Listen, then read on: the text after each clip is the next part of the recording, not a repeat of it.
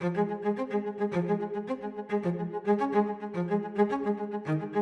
you, everybody. Thank you.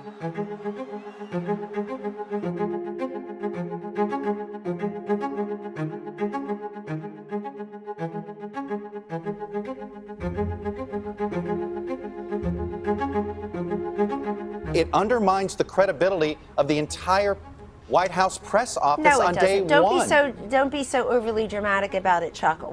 You're saying it's a falsehood, and they're giving Sean Spicer, our press secretary, gave alternative facts to that.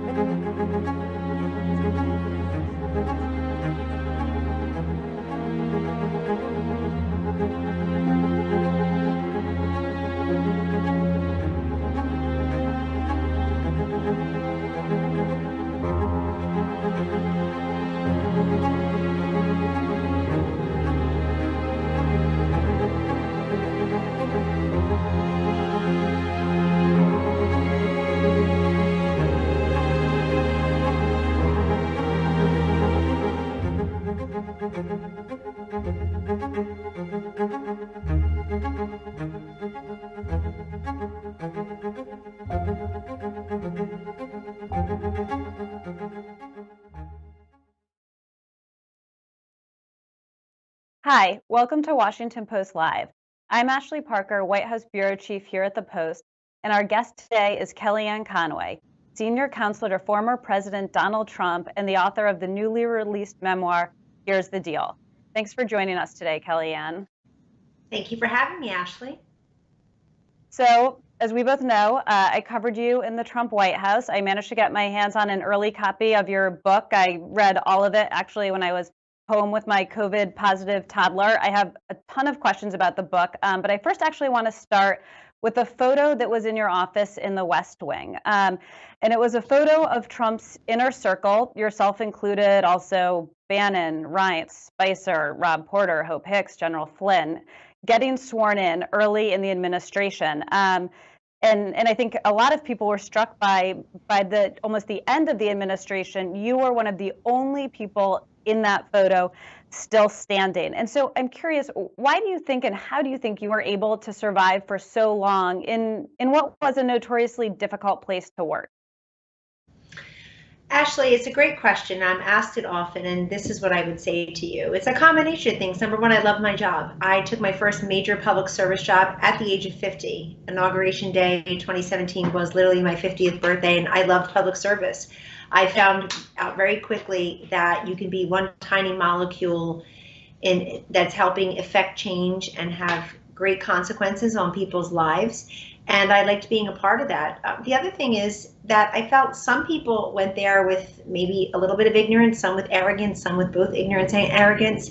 And some people also needed to go out and make money, have to care for their families, move back home with their families. So there were some personal reasons that people left the White House, but I think most folks just could not sustain the kind of pace that Donald Trump wanted, the volume and velocity with which he works, the way that he made decisions, and his expectations. Here's somebody who is the first president in U.S. history to be elected having never held elective office or military status before. And he brought that businessman's approach to Washington, D.C. into the White House in a way where the worst thing you can say to him is nobody has tried that. That's going to take 3 years, not 1 year. That will fail if you try it. You can't do that. Sure, you promised it to get elected, but change your mind. So I think there were other people who just really couldn't take it. I'd like to think a little bit of it was a meritocracy and some Darwinism, but also I think when you look at some of the people there, many of them were fired or pushed out. Some of them were under investigation or indictment, subpoena, and scandal, and others, just sort of slinked away, pretending that it was their idea, but we know better. Well, one thing I've been watching your rollout with interest, and one thing you said in the Fox News special on Sunday night is that you were able to tell the president not what he wanted to hear, but what he needed to know. Can you share one specific example of something that he didn't want to hear, but that he needed to know that you told him?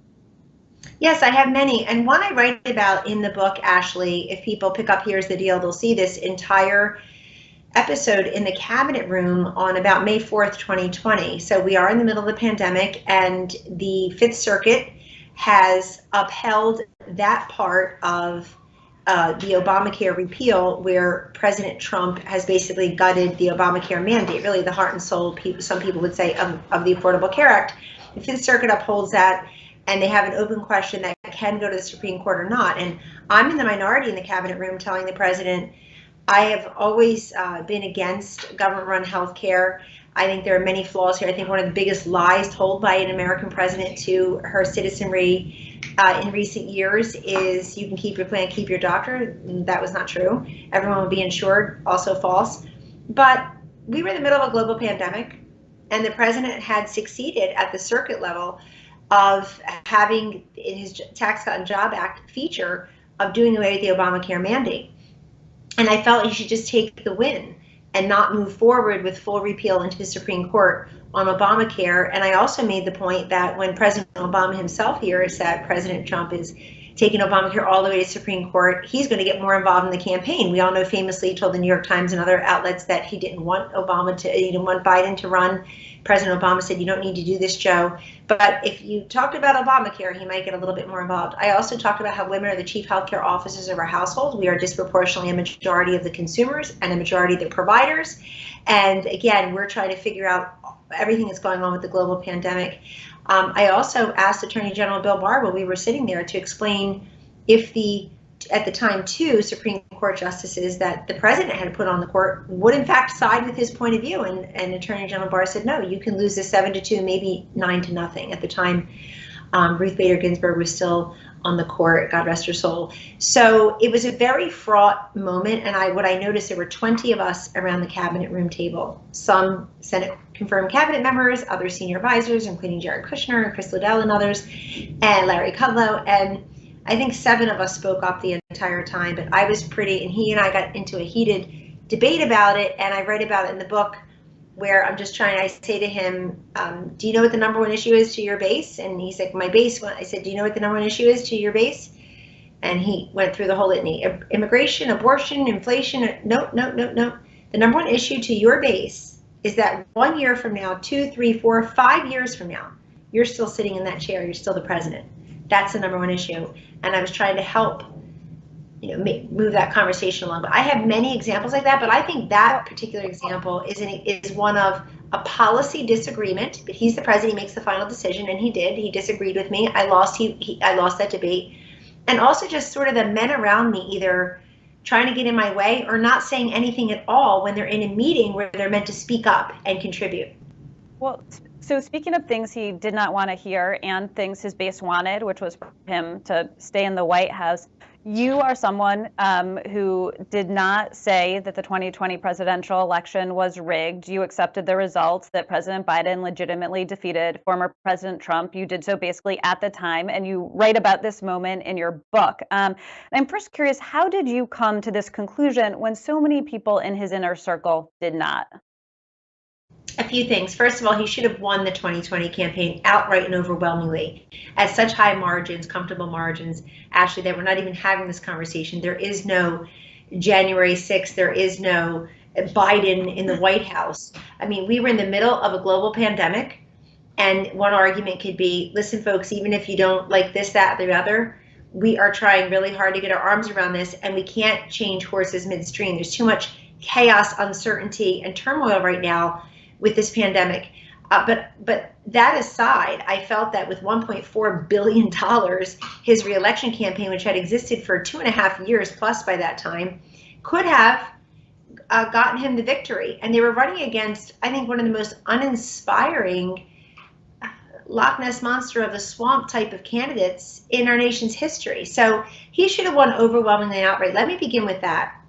I do hold to account those who were running his campaign for not helping him get over the finish line and for convincing him before the election, Ashley, you're going to win in a landslide, you're going to win in a landslide. They're going back to states like Minnesota, and that he lost handily. You're going to win a landslide. And then those same people were telling him, you won in a landslide, and now we're going to prove it.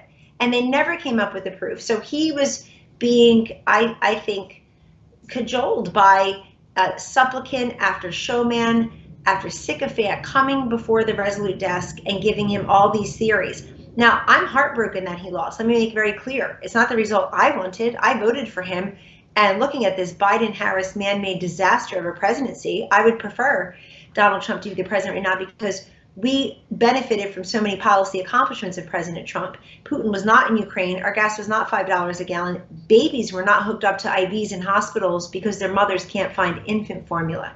107,000 people did not die of drug overdose deaths. The list goes on, and those are the facts.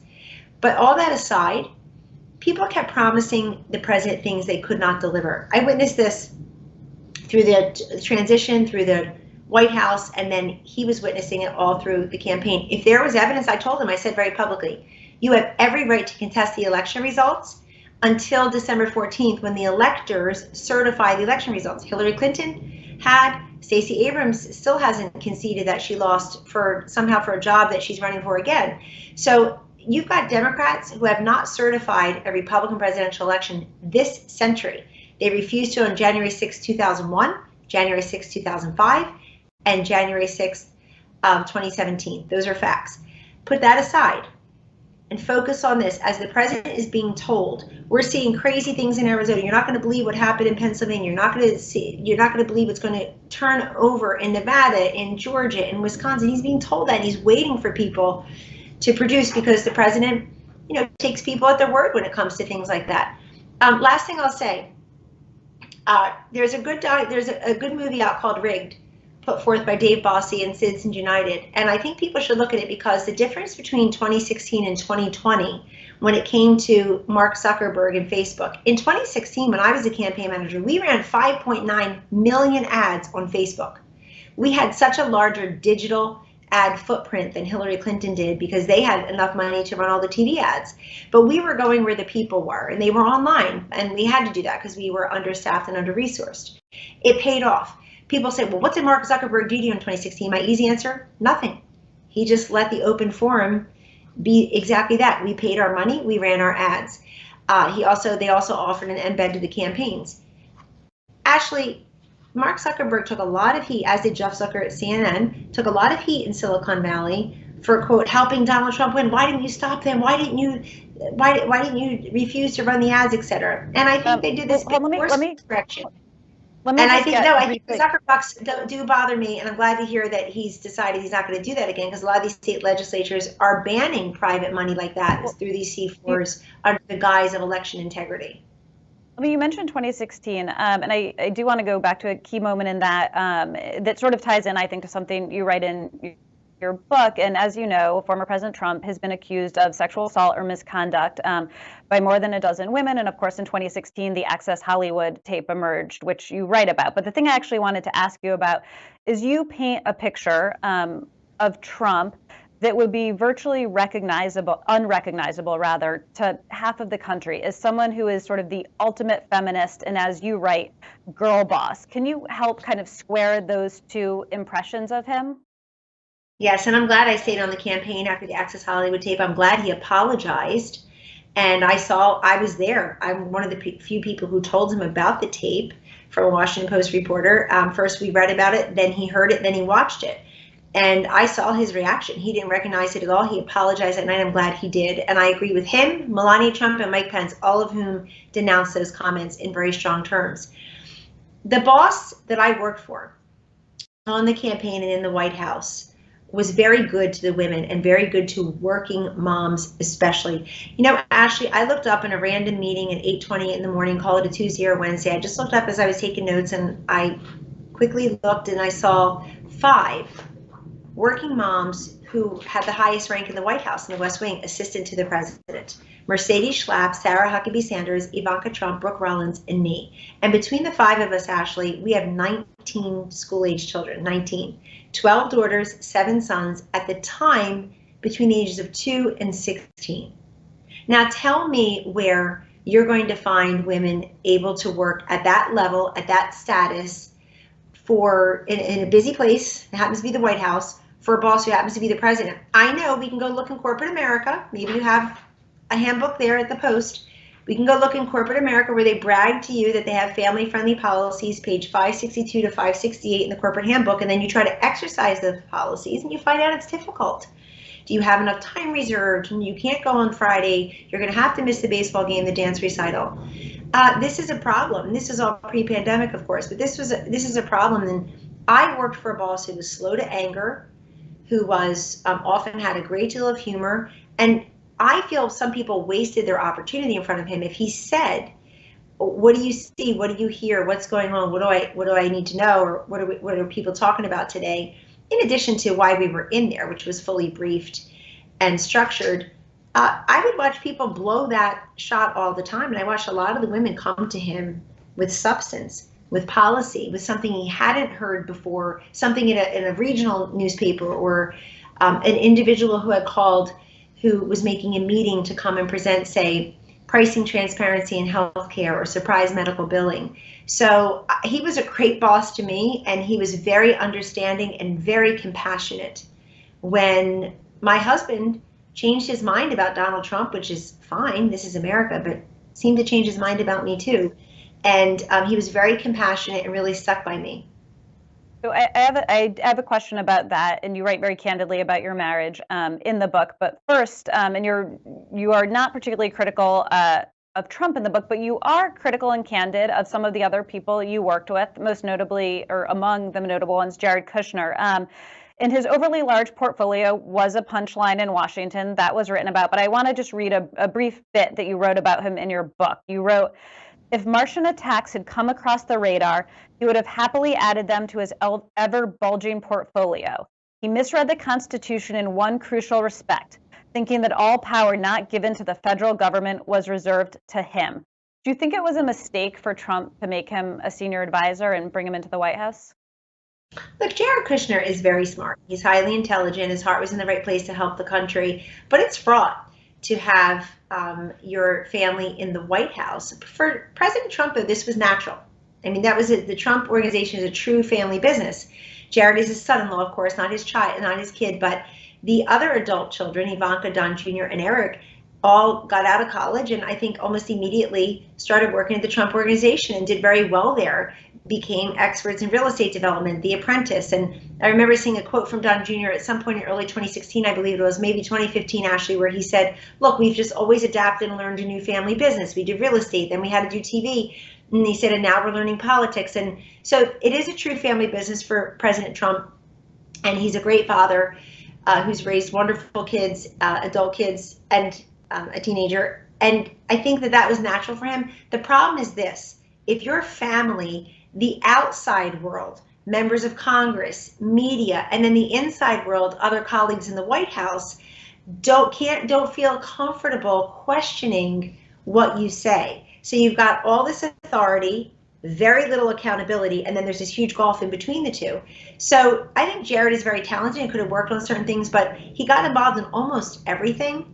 And that's everything from trying to help to meddling. And then he gets to pick and choose his, not just his portfolio, but now his legacy. He doesn't want anybody to remember that he is responsible for the politics of the Midwest not going well in 2020. He just wants you to remember him for peace in the Mideast. He doesn't want you to remember this wrong-headed immigration, full and fair immigration, merit-based immigration reform plan he came up with in the Rose Garden that didn't go anywhere in Congress. He wants you to remember him for criminal justice reform. And like I said, he did certain things very well. I think he is somebody who absolutely takes the credit for things that other people did too, but that's okay.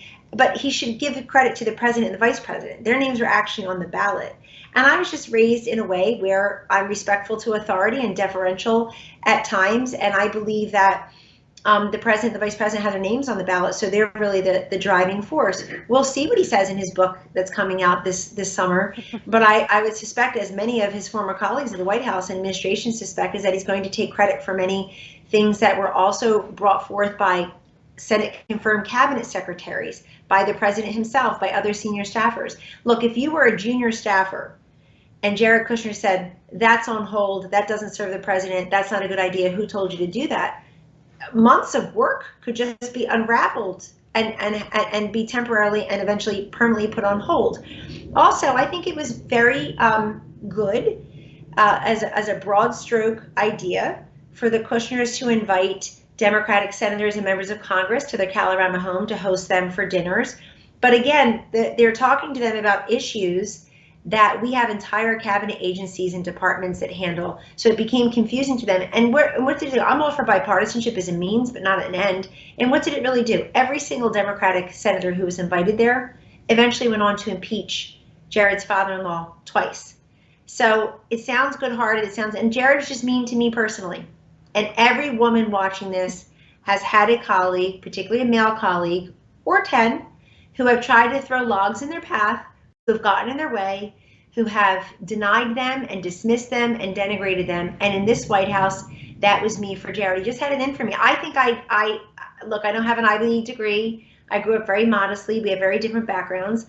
I don't think he thought very highly of me many times. Plus, I had a gift that he lacks. I'm very good on TV. And his father-in-law loved having me on TV as a messenger. And I think we all find out how hard it is to go on TV, Ashley, once we go on TV. So what was originally a compliment became a passive-aggressive criticism. It's like, oh, she's good on TV, but what? You have to know the policies. You have to have a relationship with the principals, the president. You have to know what's going on. You have to consult with so many different people when this is happening. And he made sure that I got nowhere near the 2020 campaign. He put his friend Brad Parscale in there. Height is not depth. And he made sure that everybody knew, including you at the Washington Post, Jared Kushner is in charge of the re-election campaign. Okay, well then hold him to account for the re-election campaign. So speaking of TV, you had one very high-profile moment that you write about in your book, and you were talking about how Jared wants to be remembered. And I think, sort of fairly or unfairly, there's a certain section of the public that will remember you most or associate you most with two words: alternative facts. So you write in your book that this was a misstatement. You've said since then that it was, a true gaffe. But the phrase did seem to stick and capture a larger truth, which is that former President Trump and a lot of his aides did often lie and mislead the public. And I'm curious if there's an example of how you handled the president when you heard him say something that you knew to be factually untrue. Well, first, let me address alternative facts, because I have an entire chapter in my book. Let me just get the chapter title. It's called Alternative Facts. It's chapter 19. And it basically talks about, for all the argument, which is silly, that Joe Biden is filled with gaffes. No, he's not. He's just not a good president. He's just not doing a great job. And the polls all show that, including the Washington Post ABC News poll, Ashley. Alternative facts was a true gaffe. I never intended to mislead the president and change the relationship of the United States government with her citizenry in broad daylight. I talk about how I was delivering 38 minutes of 3 network ABC, CBS, NBC television interviews as the first person in the Trump White House to do that, looking into a blank camera in the freezing cold with no notes, no net, no staffer. Oh, well then why'd you say alternative? I was meant to say alternative information, additional facts, and it came out the wrong way. And thankfully, my husband, George, who was coming very proudly that day with my mother and our 4 children to come and see me sworn in as assistant to the president, a picture you showed earlier, thankfully, he said, don't worry about alternative facts. Everybody knows you wouldn't lie. So that was very comforting to me and very true, of course. So what I can't believe is that alternative facts was 2.5 seconds, and Russia collusion, illusion, delusion, which we're still learning about, was 2.5 years. That's how people should be remembered. The reason people associate alternative facts with me is because they don't have much else. They still talk about it. They somehow thinks it bothers me. It would bother me if it were true, if it were deliberate. And that they don't. I've spoken millions and millions of words, and there were alternative facts. The real thing: 0 + 4 = 0, 1 + 3 = 4, and 2 + 2 = 4. So that aside, yes, I would handle things with the president. If the president stated something that wasn't true, I would say that's actually not, that those aren't the facts, or that those aren't the figures. And I presumed that somebody else had given him the wrong facts and figures. So I would give them in written form. And I would say, here's that study. Here it is with the footnotes and the evidence. Here's what your own government has said about that. And it would be in his briefing book. It would be on his desk. I would orally communicate it. And honestly, that's the way to go. I see all these other people writing books who did not leave on their own terms or their own timeline, or with their relationship with the president intact.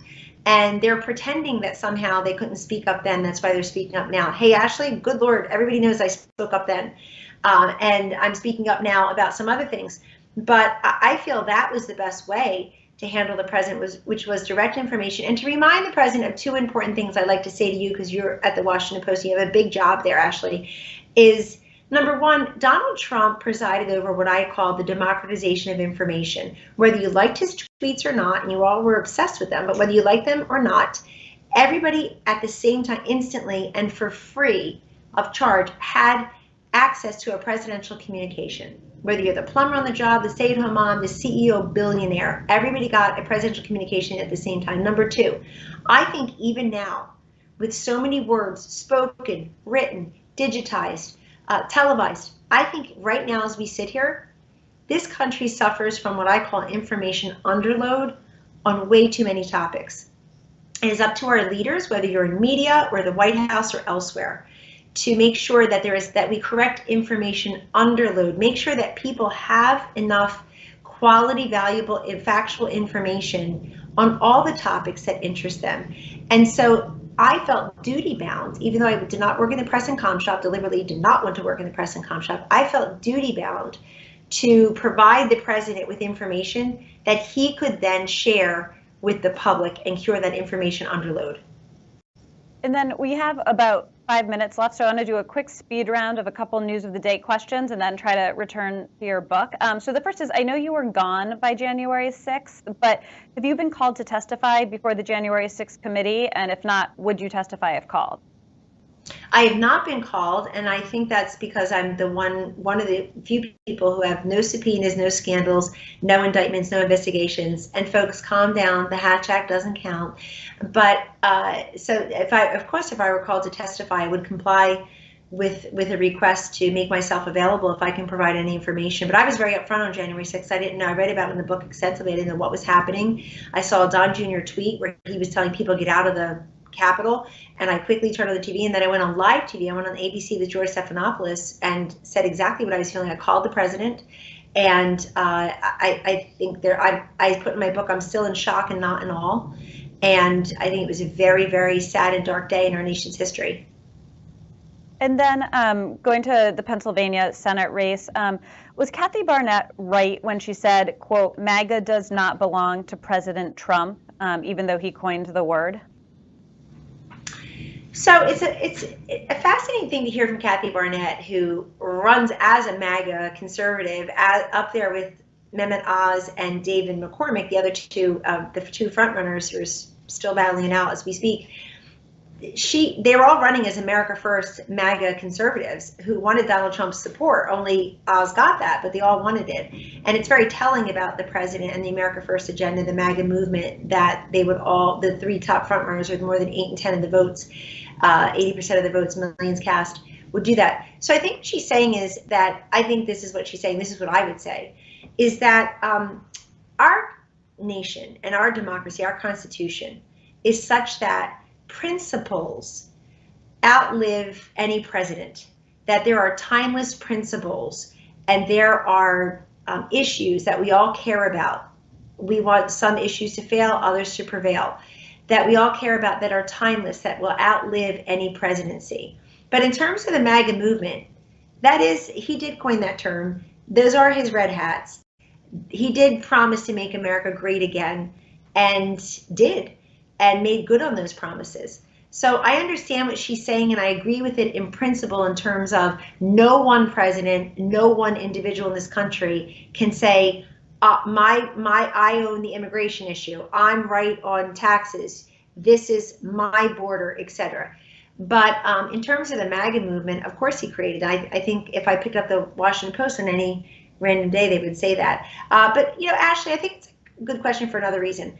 Right now, there's so much concentration on President Trump's role in the party and endorsements, and would anybody else run against him for presidency? I have a question about that too. Go ahead.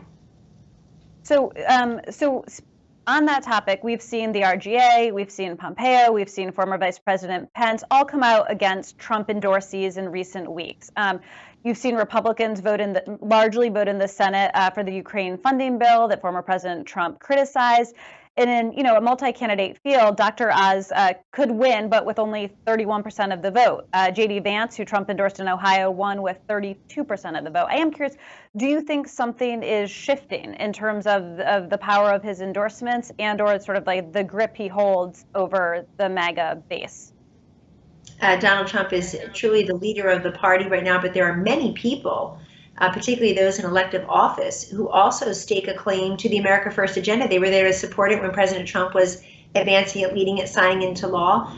And I would rather be the Republican Party right now than the Democratic Party any day of the week. It's the Democratic Party that is in chaos and crisis. They have an angry old white guy leading this party that swears and tells you 6 ways to Sunday, Ashley, that they are progressive and for youth and energy and the future and ideas. And they have this old angry white guy against whom a majority of Americans say is doing a terrible job. They disapprove of his handling of all the major issues.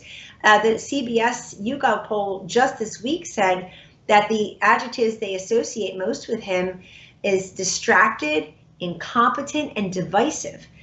Those are media polls. So I'd rather be the Republican Party, where you have a former president, vice president, governor, secretary of state, and so many others all supporting candidates who are running on free market principles, border security, Putin staying out of Ukraine, which of course happened all 4 years Donald Trump was president, making sure shipping containers aren't stuck in the ocean, on our seas, making sure babies who are hungry have access to infant formula. The list goes on. And with the exception of Matt Dolan in Ohio, all of these candidates are really running on the America First agenda. So you're going to have multi-candidate primaries. You see record turnout in the Republican primary, including in Georgia, where disgracefully Joe Biden went to Georgia and accused their voting law of suppressing. We have record turnout. And I think that's great, because in democracy, your right to vote should be protected, should be yours and yours alone. And also, I believe that implicit in that is your right to not vote if you don't want to.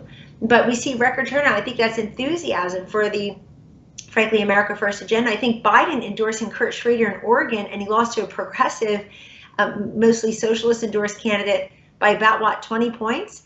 I think John Fetterman, the Democratic nominee for Senate in Pennsylvania, Tim Ryan, the Democratic nominee for Senate in Ohio, they're hoping Joe Biden forgot their names and lost their numbers. None of them want the president of the United States to campaign with them. They don't want the vice president either, so far. So we'll see if that changed. But so far, they don't want the president of their own party. The opposite is true of Trump, where all these candidates have made the pilgrimage to Mar-a-Lago, to Bedminster, asking for his endorsement. Well, I have a bunch more questions, but we are unfortunately out of time, and we have to leave it there. Thank you so much for joining us, Kellyanne Conway. Thank you, Ashley. Thanks for reading the book. Thank you. And thank you for watching. To check out what interviews we have coming up, please head to WashingtonPostLive.com. Thanks again, and I'm Ashley Parker.